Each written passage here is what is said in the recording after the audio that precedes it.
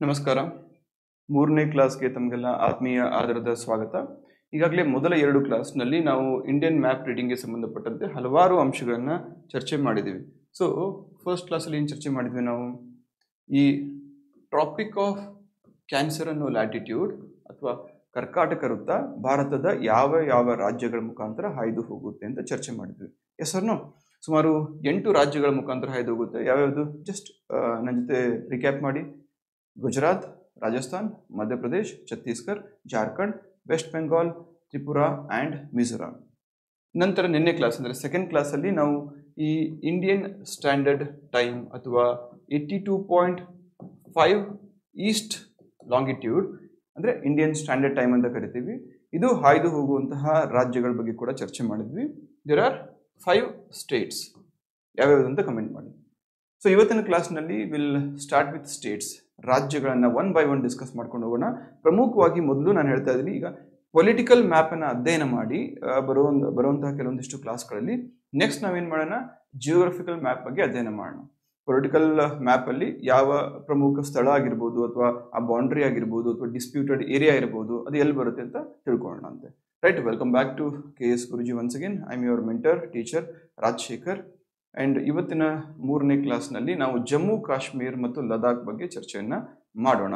ಈ ವಿಡಿಯೋ ನಿಮಗೆ ಇಷ್ಟ ಆದರೆ ಲೈಕ್ ಮಾಡಿ, ಜೊತೆಗೆ ಶೇರ್ ಮಾಡಿ, ಆ್ಯಂಡ್ ಸಾಧ್ಯ ಆದರೆ 1.5x ಸ್ಪೀಡಲ್ಲಿ ಇದನ್ನು ನೋಡಿ, ಸೊ ದಟ್ ಆದಷ್ಟು ಬೇಗ ಇನ್ಫಾರ್ಮೇಷನ್ ನಿಮಗೆ ಕವರ್ ಆಗುತ್ತೆ.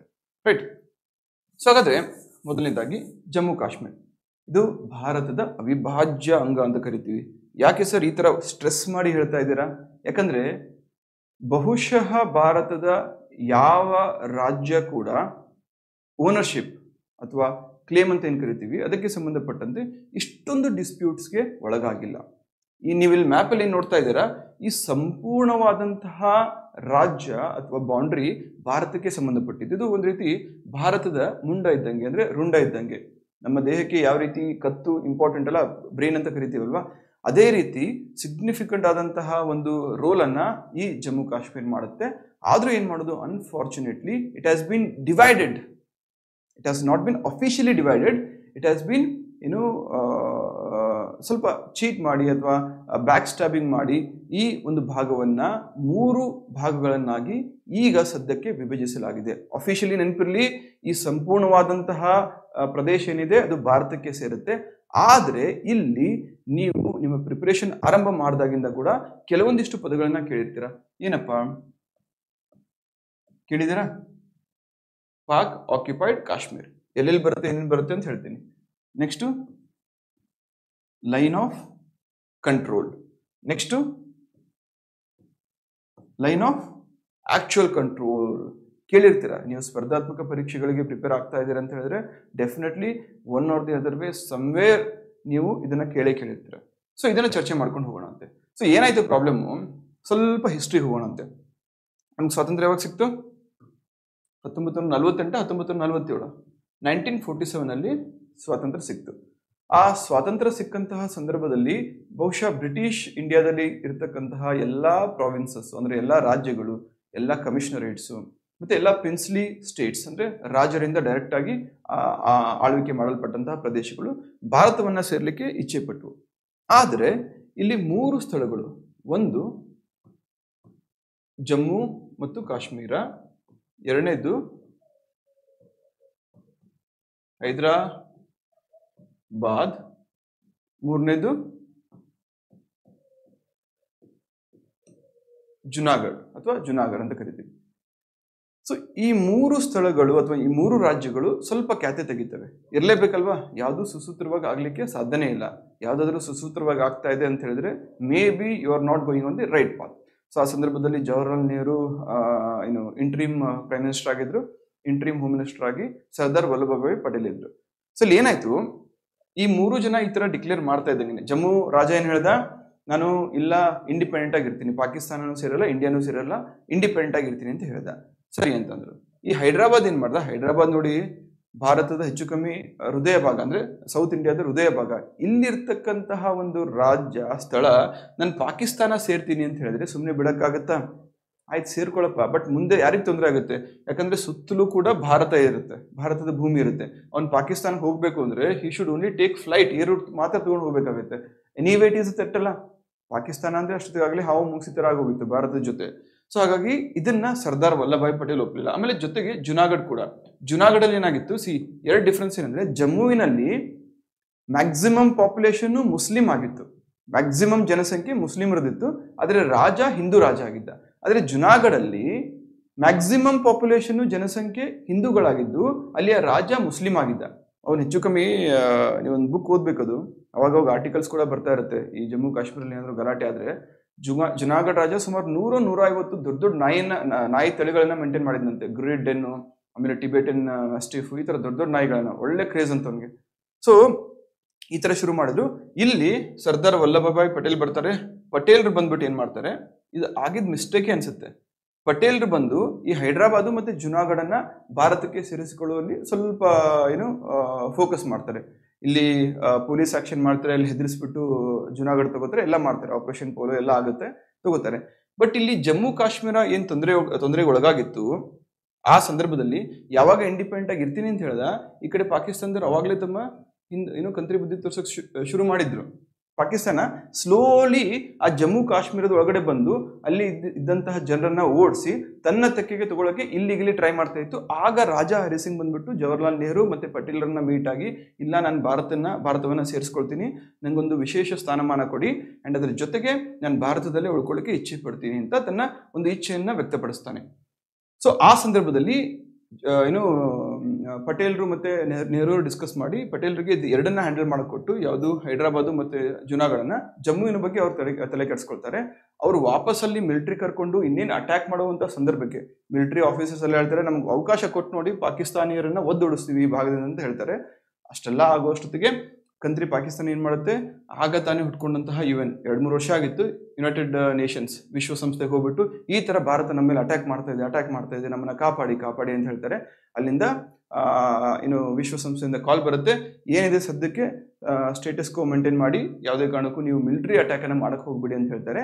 ಸೊ ಆ ಒಂದು ಕಾರಣದಿಂದಾಗಿ ಈ ಭಾಗ ಯಾವುದು ಜಮ್ಮು ಕಾಶ್ಮೀರದ ಈ ಭಾಗ ಪಾಕಿಸ್ತಾನದ ತೆಕ್ಕೆಯಲ್ಲಿ ಉಳ್ಕೊಳ್ತು. ಇವಾಗ್ಲೂ ಕೂಡ ಅದು ಉಗ್ರರ ಕೇವಲ ಅಡಗು ತಾಣ ಅಲ್ಲ, ಟೆರರಿಸ್ಟ್ ಫ್ಯಾಕ್ಟರೀಸ್ ಅಂತ ಕರಿತೀವಿ. ಮ್ಯಾಕ್ಸಿಮಮ್ 99.99% ಟೆರರಿಸ್ಟ್ಸ್ ಉದ್ಭವ ಆಗೋದೇ ಅಲ್ಲಿಂದ. ಅರ್ಥ ಆಯ್ತಲ್ಲ? So this is how the Genesis of POK ಅಥವಾ ಪಾಕ್ ಆಕ್ಯುಪೈಡ್ ಕಾಶ್ಮೀರ್ ಶುರುವಾಯಿತು. ಸೊ ಹಾಗಾದ್ರೆ ಪಾಕ್ ಆಕ್ಯುಪೈಡ್ ಕಾಶ್ಮೀರ್ ಎಲ್ಲಿಂದ ಎಲ್ಲಿಗಿದೆ ಸರ್? ಸೊ ಎಕ್ಸ್ಪ್ಲೇನ್ ಮಾಡ್ತೀನಿ ನೋಡಿ.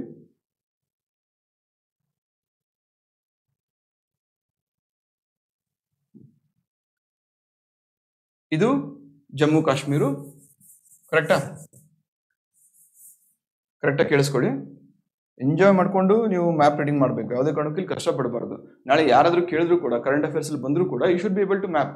ಈಗ ಯಾಕೆ ಇಂಪಾರ್ಟೆಂಟ್ ಅಂತ ಹೇಳಿದ್ರೆ, ನಾನು ಸ್ಟಾರ್ಟಿಂಗಲ್ಲಿ ಹೇಳಿದೆ, ಪಹಲ್ಗಾಮ್ ಅಟ್ಯಾಕ್ ಆಗಿದೆ, ಪುಲ್ವಾಮಾ ಅಟ್ಯಾಕ್ ಆಗಿದೆ, ಉರಿ ಅಟ್ಯಾಕ್ ಆಗಿದೆ, ಆಮೇಲೆ ಪ್ಯಾಂಗಾಂಗ್ ಸೋನ್ ಲೇಕ್ ಇದೆ. ಇವೆಲ್ಲವೂ ನ್ಯೂಸ್ ಪೇಪರ್ ಓದಿರ್ತೀರಾ, ಸಬ್ಜೆಕ್ಟಲ್ಲಿ ಓದಿರ್ತೀರಾ. ಬಟ್ ಮ್ಯಾಪಲ್ಲಿ ತೋರಿಸು ಅಂದರೆ ನಿಮ್ಮಲ್ಲಿ ಐ ಚಾಲೆಂಜ್ 99.99% ಜನ ಫೇಲ್ ಆಗ್ತೀರಾ. ಯಾಕಂದರೆ ಮ್ಯಾಗ್ಝಿನ್ಸಲ್ಲಿ, ಬುಕ್ಸಲ್ಲಿ, ನೋಟ್ಸಲ್ಲಿ ಜಸ್ಟ್ ಓದಿರ್ತೀರಾ, ಓದ್ಬಿಟ್ಬಿಡ್ತೀರಾ. ಅದು ಎಲ್ಲಿ ಬರುತ್ತೆ ಅನ್ನೋ ಒಂದು ಕಾಮನ್ ಸೆನ್ಸ್ ಕೂಡ ನಿಮಗೆ ಇರಲ್ಲ. ಆ ಸಾಮಾನ್ಯ ಜ್ಞಾನವನ್ನು ಪಡ್ಕೊಳ್ಳೋದೇ ಕಾಂಪಿಟೇಟಿವ್ ಎಕ್ಸಾಮನ್ನು ವಿನ್ ಆಗಲಿಕ್ಕೆ ಇರುವಂತಹ ಕೀ. Excuse me. ಸೊ ಇಲ್ಲಿ ಇದನ್ನ ಜಮ್ಮು ಕಾಶ್ಮೀರ ಅಂತ ಕರಿತೀವಿ. ಇದು ನಮ್ಮ ದೇಹಕ್ಕೆ ಯಾವ ರೀತಿ ಈ ಮುಂಡ ಅಥವಾ ರುಂಡ ಇದೆಯೋ ಅದೇ ರೀತಿ ನಮ್ಮ ಭಾರತಕ್ಕೂ ಕೂಡ ಹೌದು. ಸೊ 1948 ಅಷ್ಟೊತ್ತಿಗೆ, 47-48 ಅಷ್ಟೊತ್ತಿಗೆ ಪಾಕಿಸ್ತಾನ ಈ ಭಾಗವನ್ನ ಆಕ್ರಮಿಸ್ಕೊಂಡ್ಬಿಟ್ಟಿತ್ತು.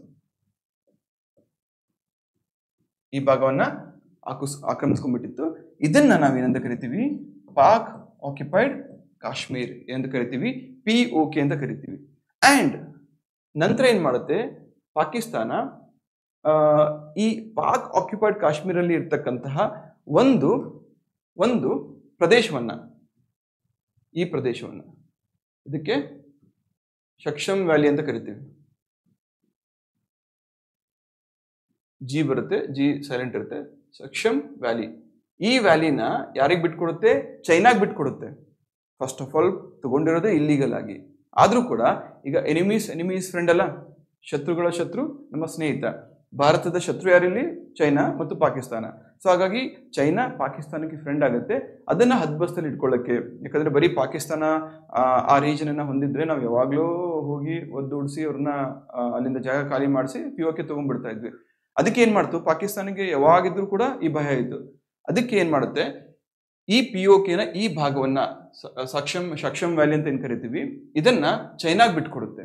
ಸೊ POK ಪಾಕಿಸ್ತಾನದ ಜೊತೆ ಇದ್ರೆ ಭಾರತದ ಸಕ್ಷಮ್ ವ್ಯಾಲಿ ಚೈನಾ ಕಡೆ ಇದೆ.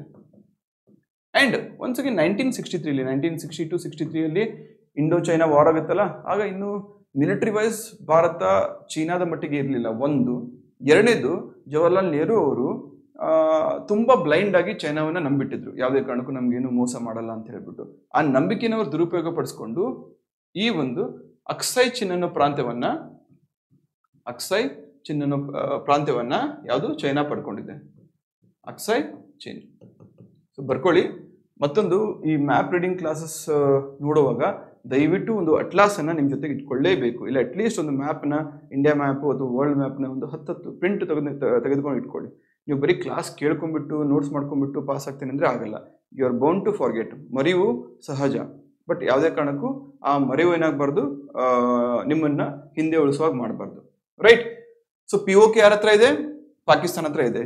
ಅಕ್ಸೈ ಚಿನ್ ಯಾರ ಹತ್ರ ಇದೆ, ನಮ್ಮ ಚೈನಾ ಹತ್ರ ಇದೆ. ಅಂಡ್ POKಯಲ್ಲಿ ಬರ್ತಕ್ಕಂತಹ ಸಕ್ಷಮ್ ವ್ಯಾಲಿನ ಯಾರಿಗೆ ಕೊಟ್ಟರು, ಪಾಕಿಸ್ತಾನ ಚೀನಾ ಕೊಟ್ಟಿದೆ. ಇಲ್ಲಿಯವರು ಕ್ಲಿಯರಾ? ಏನು ಡೌಟ್ ಇದೆಯಾ?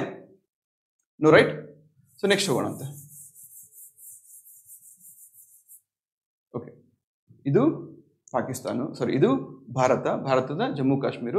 ಇಲ್ಲಿ ಬರ್ತಕ್ಕಂಥದ್ದು ಏನು, POK, Pak occupied Kashmir. So ಈ ಪಾಕ್ ಆಕ್ಯುಪೈಡ್ ಕಾಶ್ಮೀರಲ್ಲಿ ಬರ್ತಕ್ಕಂತಹ ಪ್ರಮುಖ ಪ್ಲೇಸಸ್ ಅನ್ನ ನೋಡ್ಕೊಂಡು ಹೋಗೋಣಂತೆ. ಪಾಕ್ ಆಕ್ಯುಪೈಡ್ ಕಾಶ್ಮೀರಲ್ಲಿ ಬರ್ತಕ್ಕಂತಹ ಪ್ರಮುಖ ಪ್ಲೇಸಸ್. ಮೊದಲನೇದಾಗಿ ಈ ಸ್ಥಳ ಏನಿದೆಯಲ್ಲ, ಇದನ್ನ ಮುಜಾಫರಾಬಾದ್ ಅಂತ ಕರಿತೀವಿ. ಯಾವ ಬಾದು? ಮುಜಾಫರಾಬಾದ್. ಆಲ್ಮೋಸ್ಟ್ ಬೌಂಡ್ರಿಗಿದೆ, ನಮ್ಮ ಇಂಡಿಯಾದ ಜಮ್ಮು ಕಾಶ್ಮೀರದ ಬೌಂಡ್ರಿಗೆ ಪಾಕಿಸ್ತಾನ ಆಕ್ಯುಪೈಡ್ ಕಾಶ್ಮೀರಲ್ಲಿ ಇರ್ತಕ್ಕಂಥ ಈ ಮುಜಾಫರಾಬಾದ್, ಇದನ್ನ ಫೇಮಸ್ ಆಗಿ ಏನಂತ ಕರಿತೀವಿ ಗೊತ್ತಾ? Terrorist academy, international terrorist academy ಅಂತ ಕರೀತಾರೆ. ಸರ್ ಹೆಂಗಂದ್ರೆ ಈಗ IPS ಅವ್ರನ್ನ ಎಲ್ಲಿ ಟ್ರೈನ್ ಅಪ್ ಮಾಡ್ತಾರಪ್ಪ? Sardar Vallabhbhai Patel national police academy Hyderabad. Indian military academy ಎಲ್ಲಿದೆ? ಡೆಹ್ರಾಡೂನ್ ಅಲ್ಲಿದೆ. ಹೌದಾ? ಅದೇ ರೀತಿ ಇಂಟರ್ನ್ಯಾಷನಲ್ ಟೆರರಿಸ್ಟ್ ಎಲ್ಲಿ ಉದ್ಭವ ಆಗ್ತಾರೆ, ಎಲ್ಲಿ ಟ್ರೈನಿಂಗ್ ಆಗುತ್ತೆ ಅಂತ ಹೇಳಿದ್ರೆ ಎಲ್ರಿಗೂ ಗೊತ್ತಿರುವಂತ ಸೀಕ್ರೆಟು, ಇದೇ ಮುಜಾಫರಾಬಾದ್ ಅಲ್ಲಿ ಟ್ರೈನಿಂಗ್ ಆಗುತ್ತೆ. ಕ್ಲಿಯರ್? ಕರೆಕ್ಟಾ? ಎಲ್ಲಿ ಬರುತ್ತೆ Muzaffarabad? It is in Pak occupied Kashmir. Clear? So ಹಾಗಾದ್ರೆ ನಮ್ಗೆ ಇಲ್ಲಿ ಏನೇನ್ ಬೇಕಾಗುತ್ತೆ?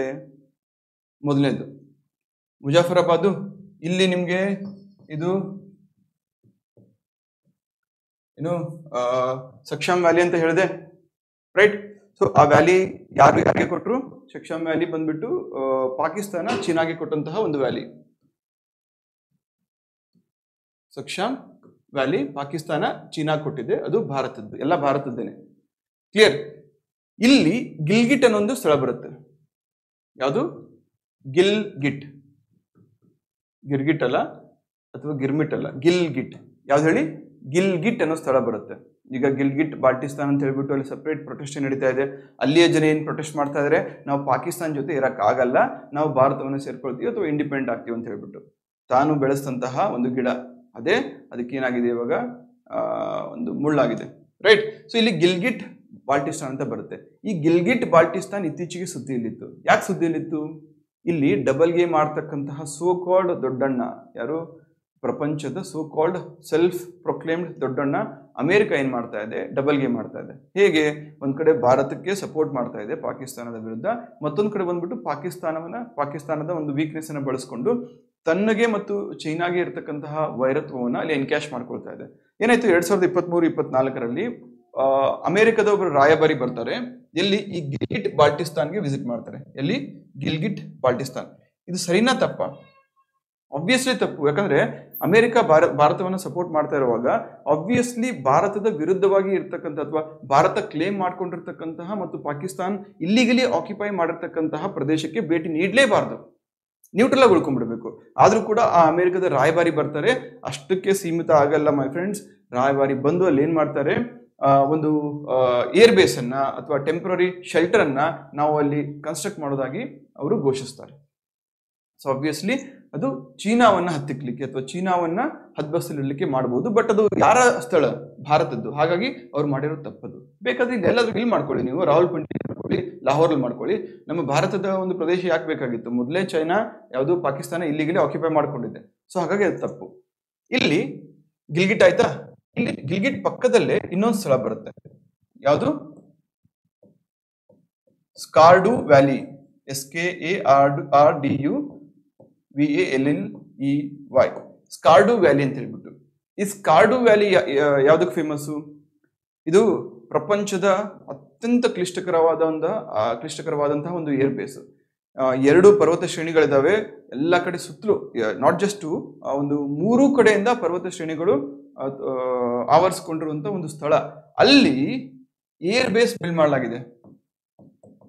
ಅದು ಪಾಕಿಸ್ತಾನದ ಮಿಲಿಟರಿ ಏರ್ ಬೇಸ್ ಆದ್ರೂ ಕೂಡ ಅಲ್ಲಿ ಸಿವಿಲಿಯನ್ ಪ್ಲೇನ್ಸ್ ಅನ್ನು ಕೂಡ ಇಳಿಸಲಾಗುತ್ತೆ. It is very very dangerous. ತುಂಬಾ ಚಿಕ್ಕದಾದಂತಹ ರನ್ವೇ ಇದೆ. ಅಲ್ಲಿ ಪ್ಲೇನ್ ಅನ್ನ ಇಳಿಸ್ಕೊಳ್ಬೇಕು ವಿದೌಟ್ ಎನಿ ಆಕ್ಸಿಡೆಂಟ್ ಅಂದ್ರೆ ಅದೊಂಥರ it is a really difficult task.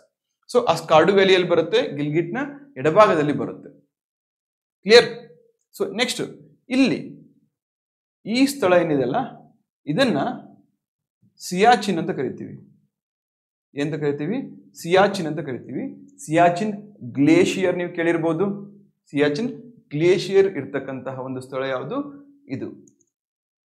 Clear? ಅರ್ಥ ಆಗ್ತದಲ್ಲ? ಸೊ ಈ ಸಿಯಾಚಿನ್ ಈ ಸ್ಥಳ ಯಾರ ಒಡೆತನದಲ್ಲಿದೆ ಸದ್ಯಕ್ಕೆ? It is India's and it is under the control of India. ಭಾರತದ ಒಡೆತನದಲ್ಲಿ ಅಥವಾ ಭಾರತದ ನೆಲದಲ್ಲೇ ಇರ್ತಕ್ಕಂತಹ ಒಂದು ಪ್ರದೇಶ ಯಾವುದು? ಸಿಯಾಚಿನ್. ಅಲ್ಲಿ ನೀವು ಯೂಶುವಲಿ ಟಿವಿಯಲ್ಲೆಲ್ಲ ನೋಡಿರ್ತೀರ, ಇಂಡಿಯನ್ ಮಿಲಿಟರಿ ಅಂದ್ರೆ ಬರೀ ಗ್ರೀನು ಅಥವಾ ಬ್ಲೂ ಈ ತರ ಬಟ್ಟೆ ಹಾಕೊಂಡಿರಲ್ಲ.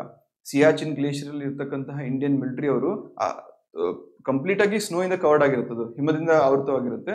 ಸೊ ತಮ್ಮನ್ನ ತಾವು ಅಲ್ಲಿ ಅವರು ಕ್ಯಾಮೋಫ್ಲೇಜ್ ಮಾಡ್ಕೊಳ್ಳಿಕ್ಕೆ ವೈಟ್ ಬಟ್ಟೆಯನ್ನ ಧರಿಸಿರ್ತಾರೆ. ಅಲ್ಲಿ ಇರ್ತಕ್ಕಂತಹ ಏನು ನಮ್ಮ ಸೋಲ್ಜರ್ಸ್ ಅವ್ರು ಪಡುವಂತ ಕಷ್ಟವನ್ನ ಯಾವ ರೀತಿ ಇರುತ್ತೆ ಅಂತ ನೀವು ನೋಡಬೇಕಾದ್ರೆ ಯೂಟ್ಯೂಬಲ್ಲಿ ಸರ್ಚ್ ಮಾಡಿ ನೋಡಿ, ಸಿಯಾಚಿನ್ ಲೈಫ್ ಅಂತ ಹೇಳ್ಬಿಟ್ಟು. ಅಲ್ಲಿ ತರಕಾರಿ ಆಗ್ಲಿ ಮೊಟ್ಟೆ ಆಗ್ಲಿ ಯಾವುದೇ ಆಗ್ಲಿ ಒಂದು 5-10 ನಿಮಿಷ ಹೊರಗಡೆ ಇಟ್ಬಿಟ್ರೆ ಐಸ್ ಅದಂಗ ಹೋಗ್ಬಿಡುತ್ತೆ. ಇನ್ಫ್ಯಾಕ್ಟ್ ನೀರು ಕೂಡ ಹಂಗೆ ಬೇಕಾದಾಗೆಲ್ಲ ಅವರು ಸ್ವಲ್ಪ ಐಸ್ ತಗೊಂಡು ಕರಗಿಸ್ಕೊಂಡು ಕುಡಿಬೇಕು. ಅಷ್ಟೊಂದು ಕಷ್ಟಪಟ್ಟು ನಮ್ಮನ್ನ ಸೇವ್ ಮಾಡ್ತಾ ಇರ್ತಾರೆ. ಸೊ ಪ್ರಮುಖ ಸ್ಥಳ ಮುಜಾಫರಾಬಾದ್, ಟೆರರಿಸ್ಟ್ ಆಕ್ಟಿವಿಟಿ ಅಥವಾ ಟೆರರಿಸ್ಟ್ ಪ್ರೊಡಕ್ಷನ್ ಸೆಂಟರ್. ಈ ಕಡೆ ಗಿಲ್ಗಿಟ್ಟು ಅಮೆರಿಕನ್ದು ಏರ್ ಬೇಸ್ ಇದೆ ಅಥವಾ ಅಮೆರಿಕನ್ ಒಂದು ಏರ್ ಸ್ಟ್ರಿಪ್ ಬಿಲ್ಡ್ ಮಾಡ್ತಾ ಇದ್ದಾರೆ.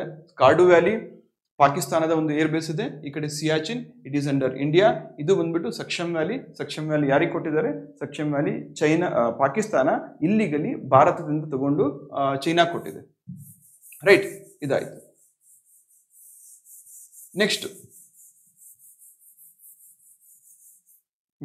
ನೆಕ್ಸ್ಟ್ ಈ ಪಾರ್ಟ್ ಏನಿದೆ ಇದನ್ನ ನಾವೇನಂತ ಕರಿತೀವಿ? ಅಕ್ಸೈ ಚಿನ್ ಅಂತ ಕರಿತೀವಿ. ಅಕ್ಸೈ ಚಿನ್ ಅಂತ ಕರಿತೀವಿ. 1963ರಲ್ಲಿ ಇಂಡಿಯಾ ಚೈನಾ ವಾರ್ ಆದಾಗ, 1962-63ರಲ್ಲಿ ಇಂಡಿಯಾ ಚೈನಾ ವಾರ್ ಆದಾಗ ಇಲ್ಲಿಗಲಿ ಚೈನಾ ಆಕ್ಯುಪೈ ಮಾಡಿಕೊಂಡು ಇದನ್ನ ತನ್ನ ಹತ್ರ ಈಗ ಸದ್ಯಕ್ಕೆ ಇಟ್ಕೊಂಡಿದೆ. ರೈಟ್. ಸೊ ಇದು ಸಿಯಾಚಿನ್ನು, ಇದು ಏನು ಅಕ್ಸೈ ಚಿನ್ನು, ಇದು ಬಂದ್ಬಿಟ್ಟು ಪಾಕ್ ಆಕ್ಯುಪೈಡ್ ಕಾಶ್ಮೀರು, ಇದು ಮುಜಾಫರಾಬಾದು, ಇದು ಗಿಲ್ಗಿಟ್ ಪ್ರದೇಶ, ಇದು ಸ್ಕಾರ್ಡು ವ್ಯಾಲಿ. ಇದು ಏನಾಗುತ್ತೆ? ಸಕ್ಷಮ್ ವ್ಯಾಲಿ. ಸೊ ಇಲ್ಲಿ ಬರ್ತಕ್ಕಂತಹ ಪ್ರಮುಖ ಪರ್ವತ ಯಾವುದು? Mount K2. ಪ್ರಪಂಚದ 2ನೇ ಅತಿ ಎತ್ತರದ ಮೌಂಟೇನ್ ಯಾವುದು? ಈ ಮೌಂಟ್ K2. ಟಾಲೆಸ್ಟ್ ಯಾವುದು? Mount Everest. ಸೆಕೆಂಡ್ ಟಾಲೆಸ್ಟ್ ಯಾವುದು? ಈ ಮೌಂಟ್ K2. ಕರೆಕ್ಟ್. ಈ K2 ಇದ್ರ ಮೇಲೆ SSCಯಲ್ಲಿ 2 ರೀತಿ ಪ್ರಶ್ನೆ ಬಂದಿದೆ. ಭಾರತದ ನೆಲದಲ್ಲಿ ಇರತಕ್ಕಂತಹ 2ನೇ ಅತಿ ದೊಡ್ಡ ಮೌಂಟೇನ್ ಅಂತ ಕೇಳಿದ್ರೆ K2 ಆಗಲ್ಲ. ಪ್ರಸ್ತುತ ಭಾರತ ನೆಲದಲ್ಲಿ which is on in Indian land ಅಂತ ಕೇಳಿದ್ರೆ ಅದು K2 ಆಗಲ್ಲ. ಆನ್ಸರ್ ಯಾವುದು ನೀವು ಕಮೆಂಟ್ ಮಾಡಿ. ಬಟ್ ಓವರ್ ಆಲ್ ಭಾರತಕ್ಕೆ ಸೇರ್ಪಟ್ಟಂತಹ ಪ್ರಪಂಚದ 2ನೇ ಅತಿ ದೊಡ್ಡ ಮೌಂಟೇನ್ ಅಥವಾ ಪರ್ವತ ಯಾವುದು ಅಂತ ಕೇಳಿದ್ರೆ that is K2. 611 meters. Mount Everest may be 8848 ಇರಬೇಕಲ್ಲ, 8848. ಇದು second tallest, 8611 metre Mount K2. ಇದು ಸದ್ಯಕ್ಕೆ ಪ್ರಸ್ತುತ ಪಾಕ್ ಆಕ್ಯುಪೈಡ್ ಕಾಶ್ಮೀರ ಅಲ್ಲಿ ಇದ್ರೂ ಕೂಡ ಇದು ಯಾವಾಗಿದ್ರೂ ಭಾರತಕ್ಕೆ ಸೇರಬೇಕು. ಹಾಗಾಗಿ ಭಾರತದ ಅಂತ ಕೇಳಿದ್ರೆ ಮೌಂಟ್ K2, ಭಾರತದಲ್ಲಿ ಇರ್ತಕ್ಕಂಥ ಅಂತ ಕೇಳಿದ್ರೆ ಅದು ಮೌಂಟ್ K2 ಬರಲ್ಲ. ಅದ್ರ ಜೊತೆಗೆ ಅದ್ರ ಕೆಳಗಡೆನೆ ಇನ್ನೊಂದು ಬರುತ್ತೆ, ಇನ್ನೊಂದು ಎತ್ತರದ ಶಿಖರ ಇದೆ. ಯಾವುದು? ನಂಗಾ ಪರ್ಬತ್ ಅಂತ ಹೇಳ್ಬಿಟ್ಟು. ಯಾವುದು? ನಂಗಾ ಪರ್ಬತ್. ಈ ನಂಗಾ ಪರ್ಬತ್ ಲೆಂತ್ ಎಷ್ಟಿದೆ? 8126 ಮೀಟರ್, 8126 ಮೀಟರ್ ಎತ್ತರದಲ್ಲಿ ನಂಗಾ ಪರ್ಬತ್ ಪ್ರಪಂಚದ 9ನೇ ಅತಿ ಎತ್ತರದ ಪರ್ವತ ಆಗುತ್ತೆ. ಇದು ಪ್ರಪಂಚದ 2ನೇ ಅತಿ ಎತ್ತರದ ಮೌಂಟೇನ್. ಇದು ಕೂಡ ಎಲ್ಲಿದೆ? ಪಾಕ್ ಆಕ್ಯುಪೈಡ್ ಕಾಶ್ಮೀರ್ ಅಲ್ಲಿ ಇದೆ. ಅಂಡರ್ಸ್ಟುಡ್? ಇದು ಕೂಡ ಪಾಕ್ ಆಕ್ಯುಪೈಡ್ ಕಾಶ್ಮೀರ್ ಅಲ್ಲಿ ಇದೆ.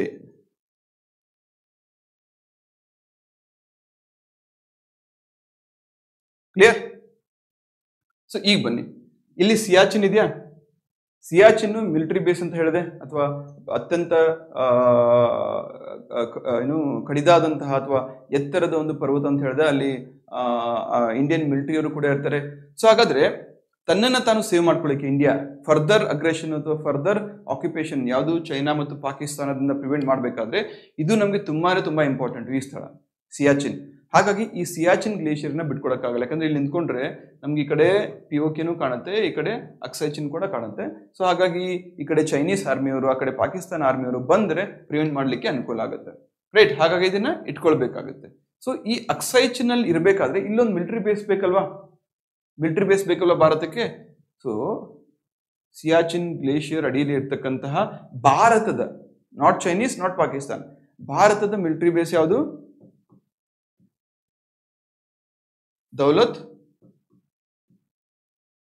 ದೌಲತ್ ಬೇಗ್ ಓಲ್ಡಿ. ದೌಲತ್ ಬೇಗ್ ಓಲ್ಡಿ ಅನ್ನೋ ಬೇಸ್ ಅನ್ನ ನಾವೆಲ್ಲಿ ಕಾಣಬಹುದು? ಈ ಕಡೆ ಸಿಯಾಚಿನ್ ಅಡಿಯಲ್ಲಿ ಕಾಣಬಹುದು. ಕ್ಲಿಯರ್? ಅರ್ಥ ಆಗ್ತದಲ್ಲ? ನೆಕ್ಸ್ಟ್ ಇನ್ನೂ ಕೆಲವು ಬಾರಿ ಬೇರೆ ಬೇರೆ ಪ್ರಶ್ನೆ ಪತ್ರಿಕೆಗಳಲ್ಲಿ SSC ಆಗಿರ್ಬೋದು, RRB ಆಗಿರ್ಬೋದು, ಈ ವಖಾನ್ ಕಾರಿಡಾರ್ ಅಂತ ನೀವು ಕೇಳಿರ್ಬೋದು. ಯಾವುದು? ವಾಖಾನ್ ಅಥವಾ ವಖಾನ್ ಕಾರಿಡಾರ್. ಅತ್ಯಂತ ಕಿರಿದಾದಂತಹ ಒಂದು ಕಾರಿಡಾರ್, ಸುಮಾರು 100 ಕಿಲೋಮೀಟರ್ ವ್ಯಾಪ್ತಿಯನ್ನ ಇದು ಹೊಂದಿದೆ. ಇದೇನ್ ಮಾಡುತ್ತೆ? ಅಫ್ಘಾನಿಸ್ತಾನವನ್ನ ಭಾರತಕ್ಕೆ ಕನೆಕ್ಟ್ ಮಾಡುತ್ತೆ. So Wakhan corridor technically and legally ಭಾರತವನ್ನ ಅಫ್ಘಾನಿಸ್ತಾನದ ಜೊತೆಗೆ ಕನೆಕ್ಟ್ ಮಾಡುತ್ತೆ. ಬಟ್ ರೈಟ್ ನೌ ಸಿನ್ಸ್ ಈ ಪಾಕ್ ಆಕ್ಯುಪೈಡ್ ಕಾಶ್ಮೀರ್ ಪಾಕಿಸ್ತಾನದ ಹದ್ಬಸ್ತಿನಲ್ಲಿ ಅಥವಾ ಪಾಕಿಸ್ತಾನದ ವ್ಯಾಪ್ತಿಯಲ್ಲಿ ಇರೋದ್ರಿಂದ right now India is not directly connected to Afghanistan. In connect ಆಗಿದ್ರು ಕೂಡ ಅಂತ ದೊಡ್ಡ ಹೆಲ್ಪ್ ಏನು ಆಗ್ತಾ ಇರಲಿಲ್ಲ. ಬಟ್ ಮಿಡ್ಲ್ ಈಸ್ಟ್ ಹೋಗಕ್ಕೆ, ಆ ಕಡೆ ಬೇರೆ ಕಡೆ ನಮ್ಗೆ ಆಕ್ಸೆಸ್ ಮಾಡಲಿಕ್ಕೆ ತುಂಬಾ ಈಸಿ ಆಗ್ತಾ ಇತ್ತು. ರೈಟ್? ಸೊ ಇರ್ಲಿ, ವಖಾನ್ ಕಾರಿಡಾರು ಇಲ್ಲಿ ಸಿಯಾಚಿನ್ ಬರುತ್ತೆ, ಇದು ಅಕ್ಸೈಚಿನ್, ಇದು ಪಾಕ್ ಆಕ್ಯುಪೈಡ್ ಕಾಶ್ಮೀರು, ಇಲ್ಲಿ K2 ನಂಗಾ ಪರ್ವತ್ ಬರುತ್ತೆ. ಇದ್ರ ಕೆಳಗಡೆಯಲ್ಲಿ ದೌಲತ್ ಬೇಗ್ ಓಲ್ಡಿ ಅನ್ನೋದು ಏನಾಗುತ್ತೆ? It is military base of India, ಭಾರತದ ಒಂದು ಮಿಲಿಟರಿ ಬೇಸ್ ಆಗಿರುತ್ತೆ. ಕ್ಲಿಯರ್?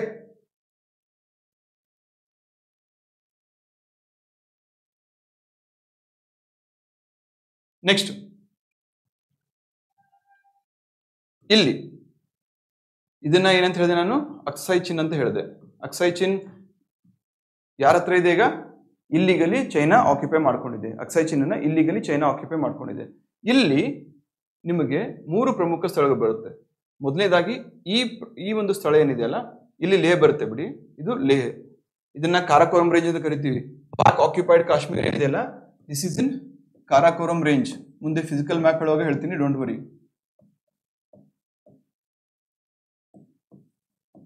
ಕಾರಾಕೋರಂ ರೇಂಜ್. ಸೊ ಇಲ್ಲಿ ಲೇಹ್ ಬರುತ್ತೆ. ಇಲ್ಲಿ ನಮ್ಗೆ ಶೋಕ್ ಅನ್ನೋ ನದಿ ಬರುತ್ತೆ. ಯಾವುದು? ಶೋಕ್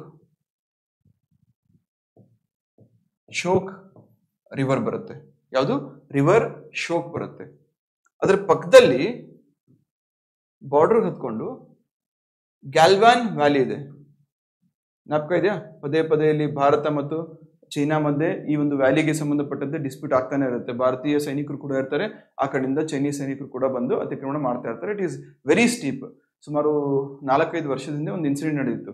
ಅಲ್ಲಿ ಆ ಕಂದಕದಲ್ಲಿ, ಆ ಗ್ಯಾಲ್ವಾನ್ ವ್ಯಾಲಿಯ ಕಂದಕದಲ್ಲಿ ಭಾರತೀಯ ಆರ್ಮಿಯವರು ಬಿದ್ದು ಹೋಲ್ ನೈಟ್ ಆ ಕೋಲ್ಡ್ಗೋಸ್ಕರ ಅವರು ಸರ್ವೇ ಮಾಡೋಕ್ಕಾಗದೆ ತೀರಿ ಹೋಗಿದ್ರು, ವೀರಮರಣವನ್ನು ಹೊಂದಿದ್ರು. ಸೊ ಹಾಗಾಗಿ ಗ್ಯಾಲ್ವಾನ್ ವ್ಯಾಲಿ ಇಲ್ಲಿ ಬರುತ್ತೆ. ಶೋಕ್ ರಿವರ್, ಗ್ಯಾಲ್ವಾನ್ ವ್ಯಾಲಿ, ಅದ್ರ ಕೆಳಗಡೆ ಇಲ್ಲಿ ಬರ್ತಕ್ಕಂತಹ ಒಂದು ಪ್ರಮುಖ ಲೇಕ್ ಯಾವುದು, ಯಾರಾದ್ರೂ ಹೆಸರಿಸಬಲ್ರ? ಪ್ರಮುಖ ಲೇಕ್ ಯಾವುದು? ಪ್ಯಾಂಗಾಂಗ್ ಸೋ ಲೇಕ್ ಅಂತ ಹೇಳಿ ಇಲ್ಲಿ ಬರುತ್ತೆ. ಪ್ಯಾಂಗಾಂಗ್. ಸೊ ಇಲ್ಲಿ ಟಿಬೆಟನ್ ಲ್ಯಾಂಗ್ವೇಜ್ ಅಲ್ಲಿ ಸೋ ಅಂದ್ರೇನೆ TSO, ಇದು ಸೋ ಅಂದ್ರೇನೆ ಲೇಕ್ ಅಥವಾ ಕೆರೆ ಅಂತ ಅರ್ಥ. ಸೊ ಪ್ಯಾಂಗಾಂಗ್ ಸೋ ಅಂದ್ರೆ ಪ್ಯಾಂಗಾಂಗ್ ಕೆರೆ ಅಂತ ಅರ್ಥ ಅಥವಾ ಪ್ಯಾಂಗಾಂಗ್ ಲೇಕ್ ಅಂತ ಅರ್ಥ. ಬಟ್ ಅದು ಕೂಡ ಜನರಲ್ ಆಗಿ ಅದನ್ನೇ ಆಸ್ ಅ ಹೋಲ್ ಹೆಸರು ಅಂತ ಟ್ರೀಟ್ ಮಾಡ್ತಾ ಇದ್ವಿ. ಸೊ ಪ್ಯಾಂಗಾಂಗ್ ಸೋ ಎಲ್ಲಿ ಬರುತ್ತೆ? ಇಲ್ಲಿ ಯಾವುದು ಅಕ್ಸೈ ಚೀನ್ ಮತ್ತು ಭಾರತದ ಮಧ್ಯೆ ಅದು ವ್ಯಾಪಿಸಿದೆ. 100 ಕಿಲೋಮೀಟರ್ ಹರಡಿದೆ. It is very very large.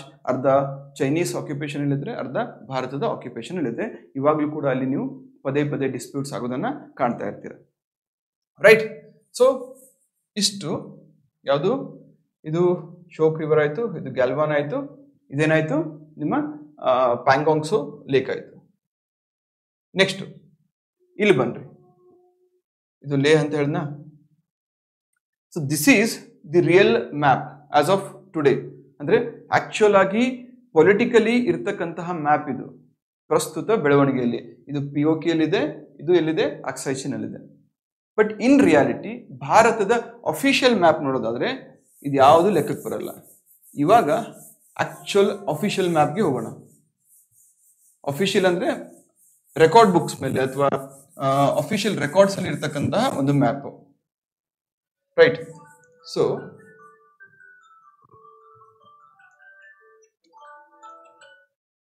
Right. So ಇದು ಜಮ್ಮು ಕಾಶ್ಮೀರ. ಆಗಸ್ಟ್ 5, 2019 ಡೇಟ್ ನೆನ್ಪಿಟ್ಕೊಳ್ಳಿ. August 5, 2019 Jammu Kashmir was a single state, ಕೇವಲ ಒಂದು ರಾಜ್ಯವಾಗಿತ್ತು. ಆಗಸ್ಟ್ 5, 2019 ಆರ್ಟಿಕಲ್ 370 ರಿಮೂವ್ ಮಾಡಲಾಗುತ್ತೆ. ಆರ್ಟಿಕಲ್ 370 ರಿಮೂವ್ ಮಾಡಿ ಇದಕ್ಕೆ ಇದ್ದಂತಹ ರಾಜ್ಯ ಸ್ಥಾನಮಾನವನ್ನ ತೆಗೆದುಹಾಕಿ ಏನ್ ಮಾಡ್ತಾರೆ, ಇದನ್ನ 2 ಕೇಂದ್ರಾಡಳಿತ ಪ್ರದೇಶಗಳನ್ನಾಗಿ ವಿಭಜನೆ ಮಾಡಲಾಗುತ್ತೆ. ಒಂದು ಜಮ್ಮು ಅಂಡ್ ಕಾಶ್ಮೀರ, ಮತ್ತೊಂದು ಲಡಾಖ್ ಮತ್ತು ಜಮ್ಮು ಅಂಡ್ ಕಾಶ್ಮೀರ ಅಂತ ಹೇಳ್ಬಿಟ್ಟು 2 ಭಾಗಗಳಾಗಿ ಇದನ್ನ ವಿಭಜನೆ ಮಾಡಲಾಗುತ್ತೆ. ಸೊ ನೆಕ್ಸ್ಟ್ ಕ್ಲಾಸಲ್ಲಿ ಏನ್ ಮಾಡೋಣ, ಈ ಜಮ್ಮು ಅಂಡ್ ಕಾಶ್ಮೀರಲ್ಲಿ ಬರ್ತಕ್ಕಂತಹ ಉರಿ, ಅನಂತನಾಗ್ ಡಿಸ್ಟಿಕ್, ಪುಲ್ವಾಮಾ, ಪಹಲ್ಗಾಮು, ಆಮೇಲೆ ಕುಪ್ವಾರ, ಇವೆಲ್ಲವೂ ಕೂಡ ಟೆರರಿಸ್ಟ್ ಇನ್ಫೆಕ್ಟೆಡ್ ಅಲ್ಲ. ಪದೇ ಪದೇ ಟೆರರ್ ಅಟ್ಯಾಕ್ಸ್ ಇಂತಹ ಪ್ರದೇಶಗಳ ಮೇಲೆ ಆಗುತ್ತೆ. ಸೊ ಇಂತಹ ಪ್ರದೇಶಗಳು ಎಲ್ಲಿ ಬರುತ್ತೆ ನೋಡೋಣ. ಅಮರ್ನಾಥ್ ಎಲ್ಲಿ ಬರುತ್ತೆ ನೋಡೋಣ, ವೈಷ್ಣೋದೇವಿ ಎಲ್ಲಿ ಬರುತ್ತೆ ನೋಡೋಣ, ಲದಾಖ್ ಅಲ್ಲಿ ಬರ್ತಕ್ಕಂತಹ ಪ್ರಮುಖ ಸ್ಥಳಗಳ ಬಗ್ಗೆ ನೋಡೋಣ, ವ್ಯಾಲೀಸ್ ಬಗ್ಗೆ ಡಿಸ್ಕಸ್ ಮಾಡೋಣ. Right. So thank you so much. See in the next video like ಆಗಿದ್ರೆ ದಯವಿಟ್ಟು ಕಮೆಂಟ್ ಮಾಡಿ, ಲೈಕ್ ಮಾಡಿ, ನಿಮ್ಮ ಫ್ರೆಂಡ್ಸ್ಗೂ ಕೂಡ ಶೇರ್ ಮಾಡಿ. Take care.